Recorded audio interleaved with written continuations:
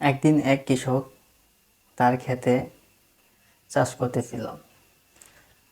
তার কাজ করতে করতে তার কিছুক্ষণ পরে অপরূপ একটা মেয়ে এসে কৃষকের সামনে এসে দাঁড়ায়। কৃষককে এসেই বলে, আমি তোমাকে বিয়ে করতে চাই। আর কৃষক তার অপরূপ চেহারা দেখে মুগ্ধ হয়ে যান। সে ভাষা হারিয়ে ফেলেন যে কি বলবেন। হঠাৎ করে কৃষক বলে, আচ্ছা ওকে চলেন রেজিস্টার অফিসে যাই, আমি এখনই বিয়ে করবো আপনাকে। সে এতটা অপরূপ সুন্দরী, সে আর ঠিক থাকতে পারেনি। যেই কথা সেই কাজ, নিয়ে গেলেন রেজিস্টার অফিসে।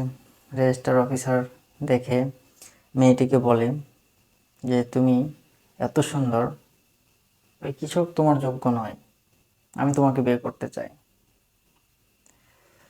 কৃষকের সাথে তর্ক বিতর্ক লেগে গেল যে রেজিস্টার অফিসারের। আর কি করার, দুজনেই চলে গেলেন মেয়েটিকে নিয়ে আদালতে।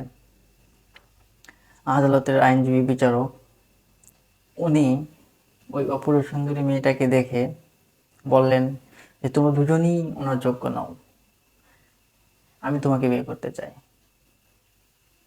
আর তিনজনের মধ্যে তর্ক বিতর্ক লেগে গেলেন। হঠাৎ করে এই সুন্দর অপরূপ মেয়েটা বলতেছেন যে আচ্ছা ঠিক আছে, আমাকে যে দৌড়ায় ধরতে পারবে আমি তাকে বিয়ে করবো। আর যে কথা সেই কাজ ঠিকই আছে, কি করার।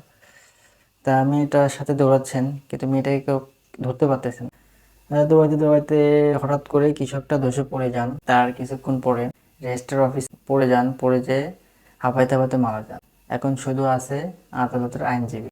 আইনজীবী হেসে হেসে বললেন যে ওরা দুজনেই তো হেরে গেছে, তাহলে চলো আমরা বিয়ে করে ফেলি। তখন ওই অপরূপ সুন্দরী বলতেছে, না এটা হবে না, আপনাকেও আমাকে দৌড়াই ধরতে হবে। তখন আইনজীবী যে উনি বললেন, বিচারক অবাক হয়ে প্রশ্ন করলেন, কে তুমি? আর সেই অপরূপ সুন্দরী মেয়েটা হেসে হেসে বললেন, আমি দুনিয়া। আমার ভিতরে আছে এক লালসা, এক মায়াবী জলজলে মোহ।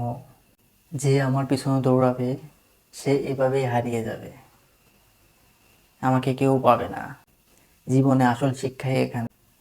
পৃথিবীর এই চাকচক্য মহাবলম্বন যতই সুন্দর হোক না কেন, তাতে ডুবে গেলে কিছুই থাকে না, শুধু ফাঁকা হাত আর নিঃশেষ জীবন।